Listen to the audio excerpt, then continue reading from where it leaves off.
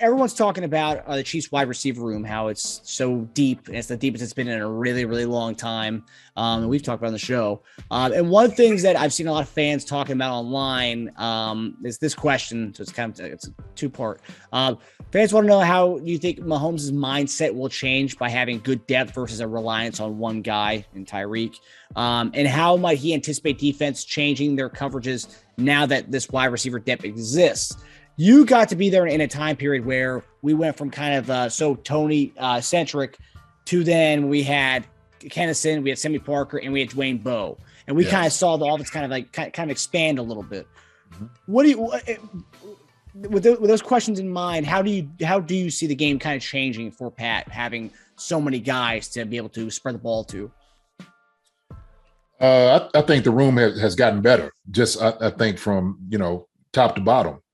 And I think that's one thing that we got to acknowledge is that, from man to man all the way through, we are a better receiving core, right? I mean, we had Tyreek who was at the top of his game, and then Travis, but then all of a sudden you got these guys who, without a doubt, have been great, on their teams before, right? On the previous teams. MVS was probably the third receiver up there in Green Bay.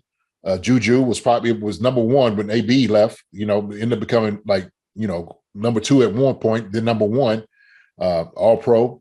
And then you're talking about, the guys that, Mecole. Mecole has become better over the years. And so that's what you want to see, that type of progress. And then we go talk about Skyy Moore, what he's done in college and maybe his transition into the league. And what maybe I'm a big believer in a guy, Josh Gordon, having a whole offseason under his belt. I think he'd be able to contribute. I think he'd be able to contribute a lot better than what he did last year. And that's going to be significant. And so there's a number of guys I think, man, just in the room. But I think Patrick having those options, guys, is a great problem to have, because now, he don't have to rely on, like you said, the whole deep ball, get open, let me throw it over here. I mean, that's one thing. It's great to have that, right? In your arsenal, but now all of a sudden you don't have to rely on it, right? You don't have to just kind of throw your eyes at like, man, I know he's down here. I know he's going to make a play. You got playmakers all around you now, and he could kind of pepper it like he wants to. Now, defensively, I think defenses will still give us kind of that. If we tend to stay with a passing game a lot, then they're still going to be able to drop, 7, 8 guys in coverage. I still believe that. And so with the new guys kind of coming in and having learned how to deal with the offense is going to be the challenge, right? Patrick does a great job of extending plays with his legs. Okay, I think he's one of the best in the games, able to do that. I mean, he's been phenomenal in that aspect since he's been back there calling plays. And so having those options and getting guys open, guys that he know are like proven guys. These are proven guys that's played other places that can catch the football. I think was going to give him a sense of comfort. And so that's what you see. The offense is going to be more so kind of geared. It's still going to be a passing offense. What you do to change the defense up, you got to run the football. Okay. I'm not going to miss that point about it at all, because look, we got 3 stellar running backs. I know we're talking about the wide receiver room, but look, we got CEH, we got Rojo, and now we got McKinnon, okay? And we got 3 guys that can run the football and catch the football. And I think they're going to be a big part of what we do. And if they're not, they should be, okay? And I think it'll help open up the pass a little bit more. It's just, the run opens up the pass and the same vice versa. And so I think Patrick's attitude is coming into the season just like, oh, man, this is great. This is great. Because now I know guys are going to get open. Starting to get rapport with him. He knows guys are going to catch the football. These guys, look, and these guys, all these guys got hands. So I ain't said anything about a tight end yet, right? I ain't said nothing about Travis. So I'm just talking about the wide receiver room and the running backs of the type of weapons he's got around him. So, man, they're going to look good. Our offense is going to look good. Matter of fact, I think we're going to have the best offense in the AFC. I do. We'll have one of the top offenses in the NFL, without a doubt. When it's all said and done, I think when everybody starts gelling together and this thing looking like if it comes all together like it should, oh, man, you're going to have some fun out there. Pat's going to be putting up a whole lot of numbers. There's going to be a lot of things that's going to be a little slightly different, but a little the same. Patrick's still going to get guys. You're going to throw them, put darts on them right in their chest. We got guys, like I said, that's going to be able to snag it and catch it. So that's going to be good. Do you think with the amount of guys that we have, do you think there's going to be how many 1,000-yard receivers do you think we'll have this year? Let's say Kelce will get one. Yeah. We'll have one. What about the receivers? Because I honestly don't think – I think there's a chance we might not get a 1,000-yard receiver. I think we might spread it out and have a bunch of guys at 800. I think it's going to be more like that, maybe a 900 guy, but I think it's going to be more spread out that way. I mean, that's what I think, but, I mean, there's so many weapons. No, I agree with you. I think it's going to be a lot of guys just right under that cusp of 1,000. 800, maybe 9 here and stuff. I think JuJu definitely got that capability, right? He's been able to do it. So MVS, hey, he has an ability. Like these, that's the thing about it. We got guys that have the ability to get a lot of yards, catch a lot of balls. Shoot. I don't know, man. Offensively, man, we might have, but maybe one of our best offenses to date. Yeah, with Patrick back there for what he got surrounding, for real. So, hey, it's good to have the home run hitter and Tyreek.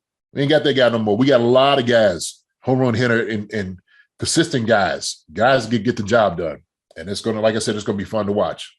And it feels like we have a very selfless group. And I'm not saying that Tyreek was selfish, but I'm just saying that based on what we saw like last week, we heard the sound bites where he's talking about, I only got 3 targets that one game. And he was texting his agent about it. Who knows? Yeah. He may have been going to Patrick and Andy about it. But I feel like we have guys, MVS, who was a number 3 in Green Bay. He knew his Aaron Rodgers. JuJu was amongst Deontay Johnson. What's his name? The big receiver from Notre Dame. Oh shoot, I just forgot to see his face. I know exactly who you're talking about. Claypool. Yeah, Claypool. Yeah.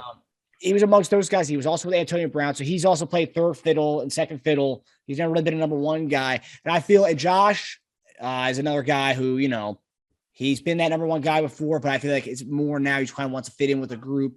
Hardman has been number 2, number 3. I feel like we have so many guys who just like, they're not going to care if they're not getting a bunch of catches or a bunch of targets. They're going to know it's my game. This game plan benefits me or benefits somebody else. And I feel like there's going to be that kind of pressures off to make sure someone's happy. And that's one thing. Tyreek Hill may have not said anything to Patrick. I'm just saying, but like that kind of thing for Pat, it's like, I need to make sure Tyreek's happy. I'm trying to get in his due. Maybe force a ball his way that shouldn't go his way. And that I think that's gone now. That's my opinion. What do you think about that aspect of it? No, I agree with you. I think right now all these guys are just trying to get comfortable in the offense, right? And also too, we can't minimize when guys leave from a team and whatever it may have been, like controversy, maybe not getting a whole lot of balls because you was injured or you're trying to revamp your career. To appreciate the time that you get and every ball that you're getting, right, to contribute to the overall scheme of things. And that's what you want to be able to do. You want to take in from what the team standard is, not, all the accolades from the individual, team aspect. We want to win this thing. And if I can contribute doing that, I think guys on this squad are all about that. I really do. And like you said, hey, these guys right here, they definitely do seem like they are selfless about things. So, yeah. It's exciting hearing these guys talk. I mean, everyone's seems so, and I think that we talked about this on the show, but that Texas camp they did, a little getaway camp where they all went. I think that really paid off dividends, and I think we're going to see that kind of pay off when we get to the season. Yeah, I do too. I was about to say Tyreek's his name. I was like, but I'm just leaving it alone. Okay, but hey. These guys, that is strong camaraderie that you can get, especially like that during the offseason. Now these guys have been talking, and I'm sure they having conversation stuff right now. And I know every single one of these guys are excited to get to training camp. I know they are, right? And everybody's just waiting to get to the season because everybody's like, man, I'm just, they have so much, I think, confidence in the room because I think they know everybody's ability in there, and that's good. That's a great place. That's a great place to be. So, yeah. I'm excited to talk to one of our guys in that receiver room about kind of what we just talked about. Be a great discussion. Yeah, it's gonna be really excited to hear about that. Hi, everybody. Thanks for watching. Subscribe here to get the latest from the show. Also, be sure to check out the best clips from Chief Concerns. And if you prefer to listen to the show, subscribe and follow us on Apple Podcasts, Spotify, and anywhere else you get podcasts.